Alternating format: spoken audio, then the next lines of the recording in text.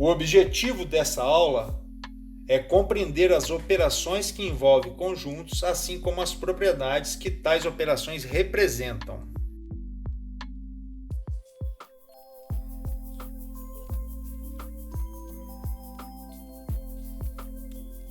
Vamos pensar aqui em dois conjuntos. Conjunto A, formado por 1, 2, 3, 4, 5.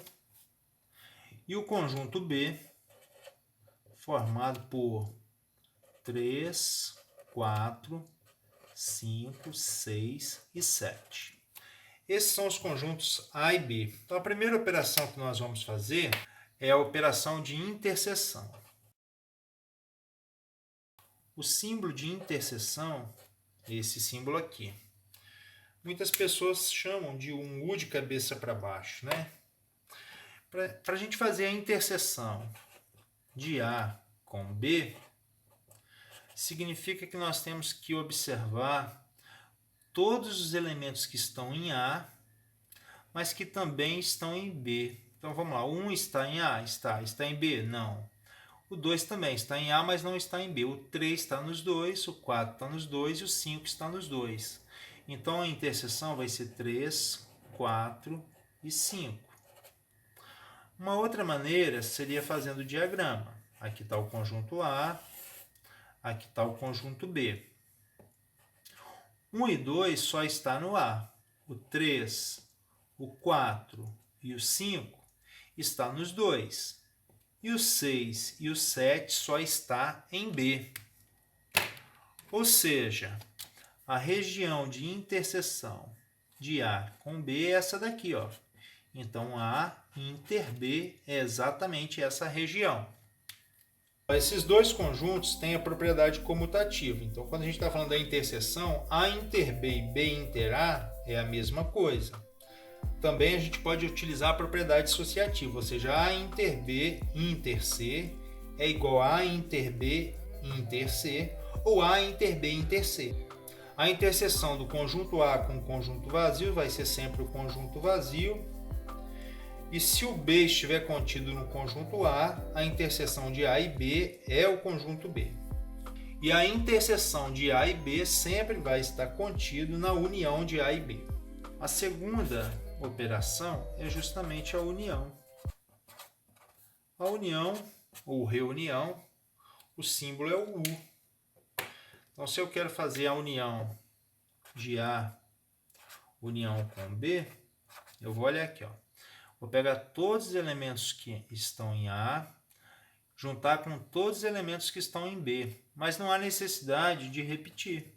Então, vou escrever A, união AB igual a 1, 2, 3, 4, 5, 6 e 7.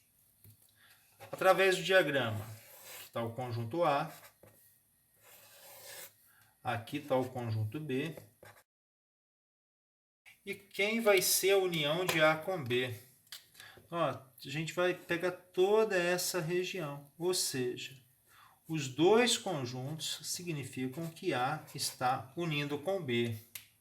A união também tem a propriedade comutativa, ou seja, A união com B é a mesma coisa que B união com A. Também tem a propriedade associativa, ou seja, A união com B, união com C, é igual a A união com B união com C, que é igual a A união com B união com C. A união de A com o conjunto vazio dá o conjunto A. Conjunto vazio é o elemento neutro da união. E se B é um subconjunto de A, então A união com B vai dar o conjunto A. Agora vamos pensar o seguinte. O conjunto A e B são dois conjuntos não disjuntos. O que significa A e B não serem disjuntos?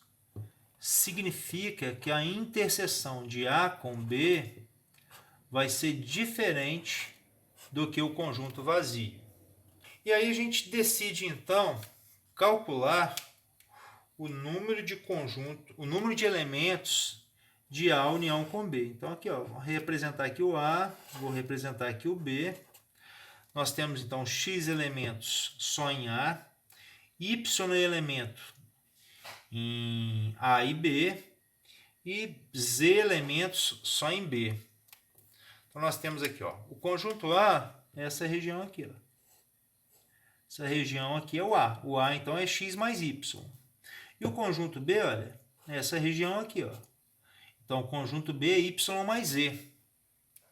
Então, eu quero descobrir o número de elementos que existe do A união com B. Então, como é que eu vou fazer? Vou fazer o número de elementos de A, vou somar com o número de elementos de B e vou subtrair, olha só, x mais y é o A, depois o B, y mais z, ou seja, o y foi somado duas vezes. Então, eu vou subtrair o número de elementos de A em inter B uma única vez. E aí eu terei exatamente o número de elementos de A união com B. A terceira operação é a diferença. A diferença é o sinal de menos mesmo, né? Então, nós temos aqui, ó, conjunto A é 1, 2, 3, 4, 5, B, 3, 4, 5, 6 e 7. Então, como é que eu vou fazer A menos B? A menos B, eu vou retirar o B. Então, eu vou retirar o 3, o 4, 5, 6 e 7. Quem é que vai ficar? Apenas os elementos 1 e 2. Então, a diferença de A e B são os elementos 1 e 2. Através do diagrama, olha, a gente pode escrever assim, ó. Esse é o conjunto A, esse é o conjunto B. O A